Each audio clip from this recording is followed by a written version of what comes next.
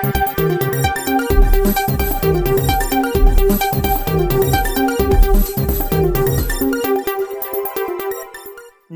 મિત્રો, મારી at news ચેનલમાં તમારું સ્વાગત છે।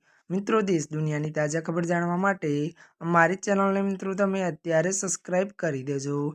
જી આ મિત્રો, અત્યારે હાલની સૌથી મોટી અને દુઃખદ ખબર મળી રહી છે। અમદાવાદથી એક મોટા સમાચાર સામે આવી રહ્યા છે। આપને જણાવી દઈએ કે હૈદરાબાદ જતી ફ્લાઇટમાં બોમ્બ બ્લાસ્ટની મળી ધમકી, અમદાવાદ એરપોર્ટ પર ઇમરજન્સી લેન્ડિંગ।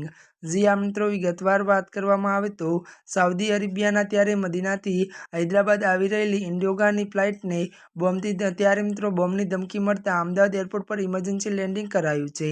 મળતી વિગતો અનુસાર મિત્રો વધુ જણાવી દઈએ કે વાત કરવામાં આવે તો ત્યારે મિત્રો ફ્લાઇટમાં સવાર એક પેસેન્જરે ફ્લાઇટના ક્રૂ મેમ્બરને કહ્યું કે મારી પાસે બોમ્બ છે અને થોડીક વારમાં બ્લાસ્ટ થઈ જશે। સિક્યોરિટી પ્રોટોકોલ મુજબ એરપોર્ટને હાલ હાઈ એલર્ટ પર મૂકી દેવામાં આવ્યું છે।